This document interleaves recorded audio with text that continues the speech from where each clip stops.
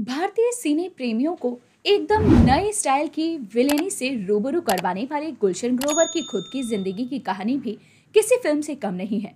मुफलिसी में अपना बचपन गुजारने वाले गुलशन ग्रोवर ने कभी सोचा भी नहीं था कि एक दिन फिल्म इंडस्ट्री में वो खुद का इतना बड़ा मुकाम बना लेंगे। बचपन में घर घर जाकर सामान बेचने वाले गुलशन ग्रोवर आज भारत के हर घर में पहचाना जाने वाला चेहरा बन चुके हैं। गुलशन ग्रोवर का जन्म हुआ था 21 सितंबर साल 1955 को दिल्ली के अशोक विहार इलाके में। गुलशन ने शुरू से ही अपनी जिंदगी में कई तरह के उतार चढ़ाव देखे। ये एक ऐसे गरीब परिवार में पैदा हुए थे कि मुफलिसी में इनकी जिंदगी गुजर रही थी। खुद की पढ़ाई लिखाई का खर्च निकालने के लिए ये दिल्ली की बड़ी बड़ी कोठियों में डिटर्जेंट पाउडर, फिनाइल की गोलियों को बेचने का काम किया करते थे। दरअसल इनका स्कूल दोपहर को लगता था, इसीलिए ये अपने स्कूल की यूनिफॉर्म को अपने बस्ते में रखकर सामान बेचने सुबह ही घर से निकल जाया करते। गुलशन जिन कोठियों में जाकर ये सामान बेचा करते, वो भी इस पर तरस खाकर इन्हें खाना और बाकी का सामान दे दिया करते और इनसे सामान खरीद भी लिया करते। दरअसल आलीशान कोठियों में रहने वाले वो लोग भी चाहते थे कि ये बच्चा अपनी पढ़ाई जरूर करे। गुलशन कहते हैं कि उन्होंने बेहद गरीबी देखी है, लेकिन कभी भी अपनी गरीबी से वो घबराए नहीं। इसका श्रेय गुलशन अपने पिता को देते हैं। गुलशन कहते हैं कि उनके पिता ने उन्हें हर हालत में ईमानदारी और मेहनत के रास्ते पर चलना सिखाया है। भले ही ये कितने भी गरीबी में रहे, इन्होंने कभी भी अपना हौसला डगमगाने नहीं दिया। हालात इतने बुरे थे कि इनके परिवार को कई दिनों तक एक वक्त का खाना खाकर ही गुजारा तक करना पड़ता था। कॉलेज में दाखिला लेने तक गुलशन ग्रोवर के परिवार का यही हाल रहा। गुलशन ग्रोवर की पढ़ाई एक सरकारी स्कूल में हुई थी। पढ़ाई लिखाई में इनका खूब मन लगता था और ये हमेशा अपने स्कूल में अव्वल स्टूडेंट्स की कतार में रहते थे। गुलशन ग्रोवर जैसा एक होनहार और मेधावी स्कूल स्टूडेंट एक्टिंग लाइन में कैसे आया, ये किस्सा भी बड़ा ही दिलचस्प है। दरअसल गुलशन ग्रोवर के पिता रामलीला के लिए लिखा करते थे और खुद भी कई दफा इसमें हिस्सा लिया करते थे। एक दफा इत्तेफाक से गुलशन रामलीला के दौरान अपने पिता के साथ ही थे। वानर सेना के लिए एक नन्हे वानर की जरूरत पड़ी तो इनके पिता ने इन्हें ही वानर बना दिया। इसी के बाद से गुलशन की दिलचस्पी नाटकों में होने लगी। फिर तो ये अपने स्कूल में होने वाले ड्रामों में भी हिस्सा लेने लगे। क्योंकि गुलशन ग्रोवर पढ़ाई लिखाई में बेहद तेज थे, इसीलिए हायर सेकेंडरी में ये फर्स्ट क्लास में पास हुए। इसका फायदा गुलशन को ये हुआ कि इन्हें दिल्ली के प्रतिष्ठित कॉलेज यानी कि Shri Ram college of commerce में आसानी से ही दाखिला मिल गया।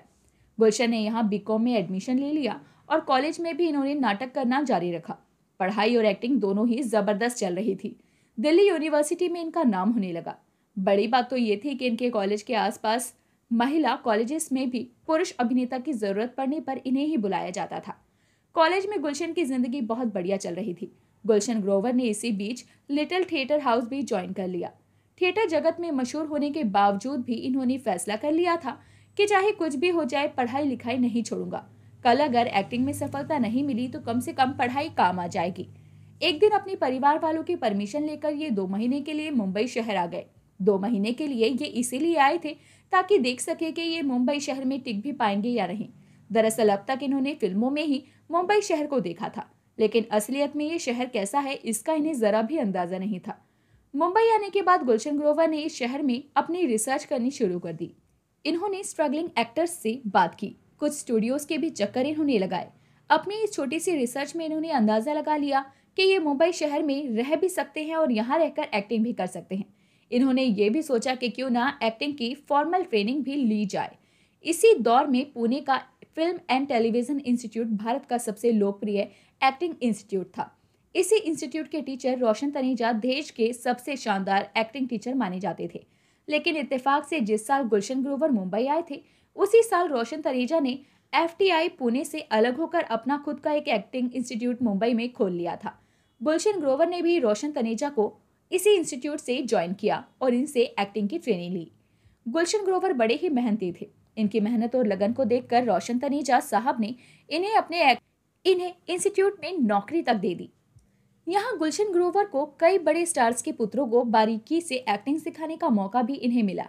रोशन तनेजा के सहायक के तौर पर काम करते हुए इन्होंने गोविंदा, कुमार गौरव, संजय दत्त और भी कई बड़ी नामी हस्तियों को एक्टिंग सिखाई थी।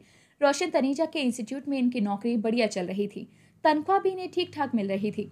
लेकिन इस दौरान रोशन तनेजा के इंस्टीट्यूट में पहुंचे मशहूर प्रोड्यूसर सुरिंदर कपूर, जो कि अनिल कपूर के पिता थे, ये यहाँ एक एग्जाम लेने आए थे। सुरिंदर कपूर जी ने देखा कि गुलशन ग्रोवर नाम का ये असिस्टेंट टीचर बड़ा ही मेहनती है, इसको भी कोई ना कोई रोल देना ही चाहिए। इसके बाद फिल्म हम 5 में गुलशन ग्रोवर को पहली दफा एक छोटा सा रोल मिला। हालांकि गुलशन ग्रोवर मानते थे कि उनकी पहली फिल्म हम 5 नहीं बल्कि रॉकी है, क्योंकि रॉकी की शूटिंग पहले शुरू हुई थी। उधर हम 5 में इनकी मेहनत से शबाना आजमी बड़ी खुश हुई और शबाना आजमी ने इन्हें अवतार फिल्म में काम दिला दिया। अवतार में इनके काम को दर्शकों ने खूब पसंद किया।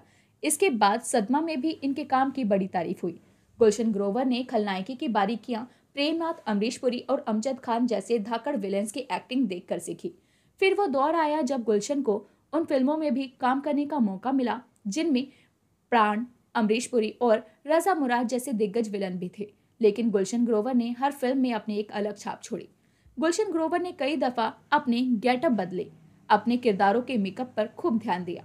सीन चाहे अच्छा हो, चालाकी भरा हो या फिर गंदगी भरा हो, गुलशन हर सीन में पूरी तरह से उतर जाते थे।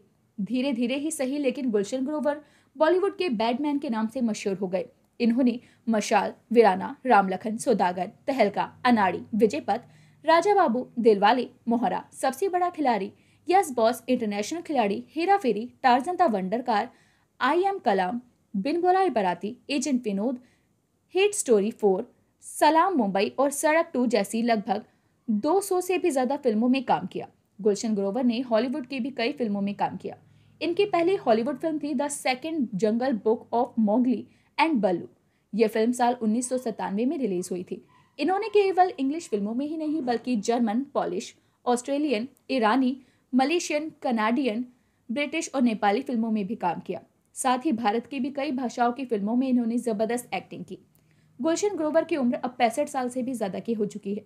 वो आज भी फिल्मों में सक्रिय हैं और उनके कई प्रोजेक्ट्स आज भी चल रहे हैं। यकीनन आने वाले कई सालों तक गुलशन ग्रोवर अपने फैंस और बाकी सिने प्रेमियों का मनोरंजन करते रहेंगे। अपनी अलग एक्टिंग शैली से गुलशन ग्रोवर ने अपना नाम भारतीय सिनेमा के इंडस्ट्री में दर्ज करवा दिया है, वो भी एक दमदार विलन की हैसियत से। तो दोस्तों, अभी के लिए बस इतना ही। मिलते हैं आपसे अगली वीडियो में। आप भी हमें कमेंट करके बताना ना भूले कि आपको गुलशन ग्रोवर का कौन सा डायलॉग सबसे ज्यादा पसंद है, जो कि आपके भी जहन में इनका चेहरा देखते ही उतर जाता है, और ऐसी कौन सी फिल्म है जिसे देखते ही आपको गुलशन ग्रोवर की याद आ जाती है। हमें कमेंट में बताना ना भूले। और इसी तरह की वीडियोस के लिए हमारे चैनल को देखते रहिए और ऐसे ही हमारे चैनल पर अपना प्यार बरसाते रहिए। हम आपसे जल्दी ही मिलेंगे एक नई वीडियो अपडेट के साथ। और अगर आप भी किसी अभिनेता या अभिनेत्री के बारे में कुछ भी जानना चाहते हैं तो कमेंट करके हमें बताना ना भूलें। तब तक के लिए अपना ध्यान रखिए। हम आपसे फिर जल्दी ही मिलते हैं। तब तक के लिए बाय बाय।